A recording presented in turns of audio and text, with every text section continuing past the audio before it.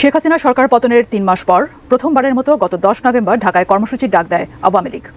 নিজেদের Facebook page থেকে post দিয়ে নেতাকর্মীদের ওই কর্মসূচিতে অংশ নেওয়ার আহ্বান জানায় দলটি। তবে আওয়ামী লীগের সেই কর্মসূচি প্রতিহত করেছে অন্তর্বর্তীকালীন সরকার এবং বৈষম্য বিরোধী ছাত্র আন্দোলন সহ বিভিন্ন রাজনৈতিক দল। বিষয়টি নিয়ে এবারে জোরালো বার্তা দিয়েছে যুক্তরাষ্ট্র। বাংলাদেশে মোহাম্মদ ইউনূসের খেল খতম বোধহয়, প্রায় খেল খতমের জায়গায় মোহাম্মদ ইউনূস এবং মোহাম্মদ ইউনূসকে সরিয়ে আবার শেখ হাসিনা আসতে চলেছেন। এদিকে শেখ হাসিনাকে বৈধ প্রধানমন্ত্রী বলল সদ্য নির্বাচিত মার্কিন প্রেসিডেন্ট ডোনাল্ড ট্রাম্প। হঠাৎ আওয়ামী লীগের জন্য মহা খুশির খবর এলো যুক্তরাষ্ট্র থেকে।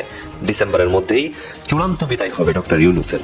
আবারও যে কোনো সময় মাঠে নামার ঘোষণা দিবে শিক্ষার্থীরা। শেখ হাসিনার মতো ডক্টর ইউনূসেরও পালাতে হবে, এমনই ঘোষণায় কাঁপছে সারা দেশ। এই মুহূর্তে বাংলাদেশে ধরেন শহীদ নূর হোসেন দিবসে আওয়ামী লীগ যে প্রোগ্রাম করতে চেয়েছে তাদেরকে প্রোগ্রামের সমাবেশের অনুমতি দেওয়া হয়নি।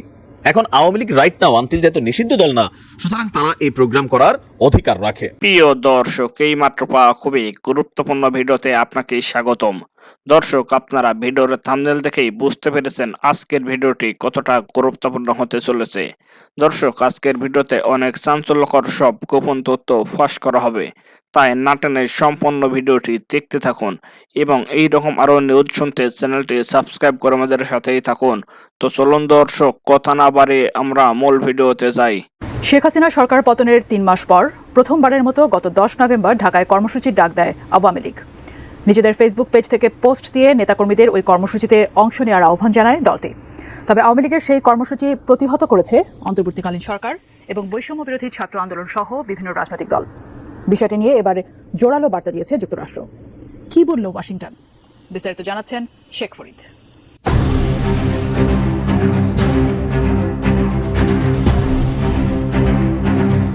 বাংলাদেশে ভিন্ন মতাবলম্বী ও বিরোধীদের সহ সকলের মত প্রকাশের স্বাধীনতা, শান্তিপূর্ণ সমাবেশের অধিকার সমুন্নত রাখার পাশাপাশি সুরক্ষার আহ্বান জানিয়েছে যুক্তরাষ্ট্র। 12 নভেম্বর মার্কিন পররাষ্ট্র দপ্তরের নিয়মিত সংবাদ সম্মেলনে এই আহ্বান জানান প্রধান উপমুখপাত্র বেদান্ত প্যাটেল। এ সময় আওয়ামী লীগের নেতাকর্মীদের রাজনৈতিক সমাবেশ করতে বাধা দেয়া এবং 184 বাংলাদেশি সাংবাদিকের গুরুত্বপূর্ণ অ্যাক্রেডিটেশন কার্ড বাতিল করা নিয়েও মন্তব্য করেছে ওয়াশিংটন।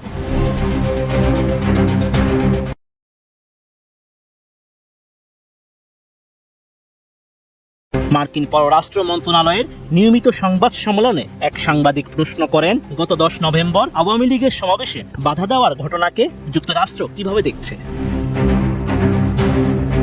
ওই প্রশ্নের জবাবে মার্কিন পররাষ্ট্র দপ্তরের প্রধান উপমুখপাত্র বলেন, ওয়াশিংটন ভিন্ন মতের ও বিরোধীদের সহ সকলের মত প্রকাশের স্বাধীনতা, শান্তিপূর্ণ সমাবেশের অধিকারকে সমর্থন করে। তাদের দৃষ্টিকোণ থেকে এসব স্বাধীনতা যে কোনো গণতন্ত্রের জন্য অপরিহার্য উপাদান। যুক্তরাষ্ট্র নিয়মিতভাবে বাংলাদেশের অন্তর্বর্তী সরকার সহ তাদের সকল অংশীদারদের এই সমর্থনের কথা জানায়। সেই সঙ্গে দেশের সত্যিকারের গণতান্ত্রিক ভবিষ্যৎ নিশ্চিতে সকল বাংলাদেশিদের জন্য এসব স্বাধীনতা সমুন্নত রাখার পাশাপাশি সুরক্ষা করা জরুরি বলেও মন্তব্য করেন প্যাটেল। এছাড়া সংবাদ সম্মেলনে সাম্প্রতিক এক প্রতিবেদনের উদ্ধৃতি দিয়ে সাংবাদিক প্রশ্ন করেন, বাংলাদেশে 184 সাংবাদিকের অ্যাক্রেডিটেশন কার্ড বাতিল এবং সংবাদপত্রের স্বাধীনতার উপর বিধিনিষেধ মোকাবেলা করার জন্য যুক্তরাষ্ট্র কি কোনো পদক্ষেপ বিবেচনা করছে? জবাবে বেদান্ত প্যাটেল জানান, তিনি এই প্রতিবেদনটি দেখেননি। যদি সত্য হয় তাহলে অবশ্যই এটি দুর্ভাগ্যজনক। তাদের শক্তিশালী দৃষ্টিভঙ্গি হলো বাংলাদেশের পরিস্থিতি সহ যে কোনো পরিস্থিতি তুলে ধরার জন্য মুক্ত গণমাধ্যম অত্যাবশ্যক। ওয়াশিংটন এই বিষয়ে উৎসাহিত করার পাশাপাশি নিশ্চিত করতে চায় সাংবাদিকদের অধিকার ও স্বাধীনতাকে যথাযথভাবে সম্মান করা হচ্ছে। তো পরিহাস যে মার্কিন যুক্তরাষ্ট্রকে নিয়ে বাংলাদেশ আওয়ামী লীগ সরকার যখন ক্ষমতায় ছিল প্রতিনিয়ত প্রধানমন্ত্রী থেকে শুরু করে আওয়ামী লীগের নেতাকর্মী, গ্রামের একদম কি বলে যে রুট লেভেলের নেতাকর্মীরা কিন্তু পিটার হাসকে পাতিহাস, তারপর হচ্ছে মার্কিন প্রেসিডেন্টকে নিয়ে বা মার্কিন যুক্তরাষ্ট্রকে নিয়ে বারবার বলছিলেন যে তাদেরকে ধন্যা দিয়ে ক্ষমতায় থাকতে চায় না, বিভিন্ন ধরনের বক্তব্য। কিন্তু এখন দেখেন জাস্ট টার্মটা উল্টাইছে।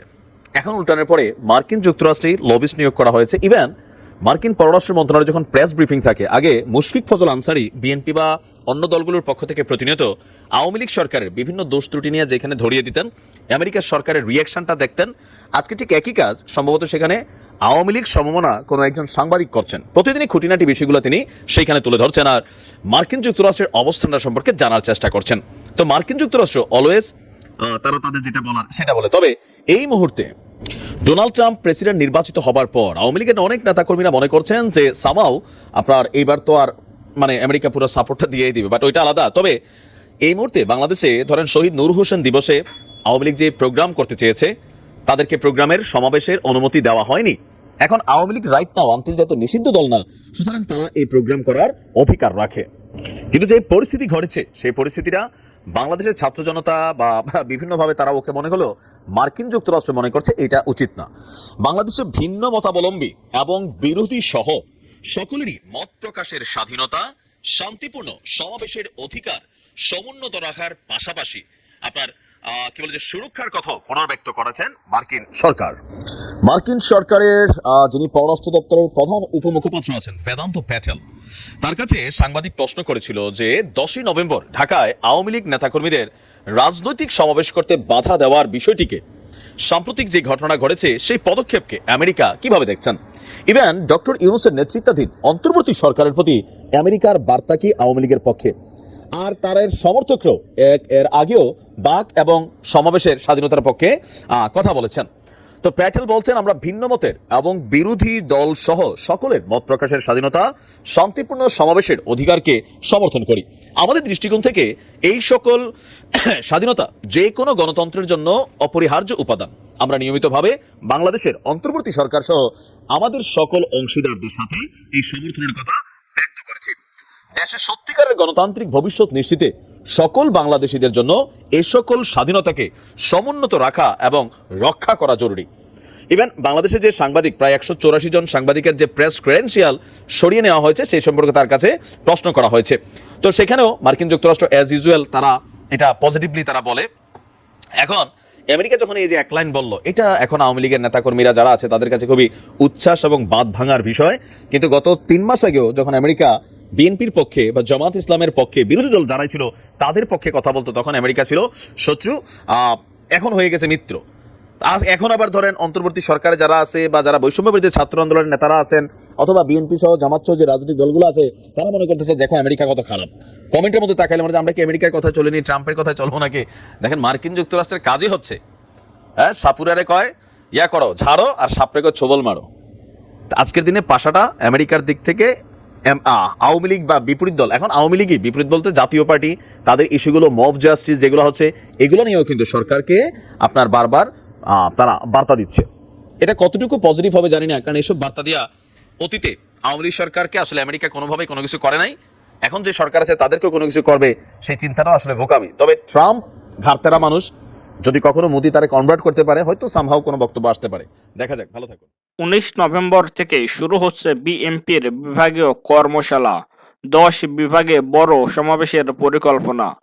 রাষ্ট্র সংস্কারের 31 দফায় সারা দেশের মানুষের মধ্যে ছড়িয়ে দিতে বিভাগীয় কর্মশালার আয়োজন করছে বিএনপি। 19 নভেম্বর রাজধানীর ঢাকা দিয়ে এই কার্যক্রমের সূচনা করার সিদ্ধান্ত নিয়েছে দলটি। এরপর পর্যায়ক্রমে অন্য বিভাগগুলোতে কর্মশালা করা হবে। গতকাল বুধবার নয়াপল্টনের দলের কেন্দ্রীয় কার্যালয়ে দলটির প্রশিক্ষণ বিষয়ক কমিটির সভায় এই সিদ্ধান্ত হয়। কর্মসূচির অংশ হিসেবে 19 নভেম্বর ঢাকায় কর্মশালা অনুষ্ঠিত হবে। এরপর 23 নভেম্বর চট্টগ্রাম ও রাজশাহী, 25 নভেম্বর খুলনায়, 30 November Sylhet, 2 December Mymensingh, 7 December Rangpur ও বরিশাল এবং 21 ডিসেম্বর ফরিদপুর ও কুমিল্লার কর্মশালা অনুষ্ঠিত হবে। এদিকে ডিসেম্বরের মধ্যে নির্বাচনী রোডম্যাপ চায় বিএনপি। দাবি আদায়ে এবার মাঠে নামার সিদ্ধান্ত নিয়েছে দলটি। এ লক্ষ্যে 10 সাংগঠনিক বিভাগে বড় সমাবেশ করার চিন্তাভাবনা চলছে। আগামী মাস থেকে এসব সমাবেশ শুরু হতে পারে। শিগগির বিভাগীয় সাংগঠনিক সম্পাদকদের সঙ্গে আলোচনায় চূড়ান্ত হবে সমাবেশের দিনক্ষণ। একই ইস্যুতে সমমনা দলগুলো মাঠে নামানোর পরিকল্পনা রয়েছে বিএনপির হাইকমান্ডের। তবে কোনোভাবেই সেই আন্দোলনকে চরম পর্যায়ে নেওয়ার চিন্তা নেই। আপাতত নিয়মতান্ত্রিক আন্দোলনের মাধ্যমে অন্তর্বর্তী সরকারের ওপর চাপ সৃষ্টি করার কৌশল নিয়েছে দলটির শীর্ষ নেতারা। বিএনপি মনে করছে বিদ্যমান পরিস্থিতিতে ফ্যাসিবাদী ষড়যন্ত্র মোকাবেলা এবং নির্বাচনী রোডম্যাপ ঘোষণা, এই 2 ইস্যুতে মাঠের কর্মসূচি অব্যাহত রাখতে হবে। দলের সর্বোচ্চ নীতি নির্ধারণী ফোরাম স্থায়ী কমিটির বৈঠকে এসব আলোচনা হয়েছে বলে জানা যায়। সূত্র জানায়, সেই আন্দোলনের আগে মৈত্র তৈরি করার পরিকল্পনা রয়েছে সমমনা দলগুলোর সঙ্গে। এর অংশ হিসেবে দীর্ঘদিনের মিত্র জামায়াত ইসলামের সঙ্গে মনস্তাত্ত্বিক দূরত্ব কমে আনার সিদ্ধান্ত রয়েছে। নির্বাচন ইস্যুতে বিএনপি নেতারা মনে করছেন, রাষ্ট্র কাঠামোর সংস্কার এবং নির্বাচনী প্রক্রিয়া দুটোই সমান্তরালভাবে চলা উচিত। তবে সরকারের সব কার্যক্রমে ফোকাস হওয়া উচিত নির্বাচন।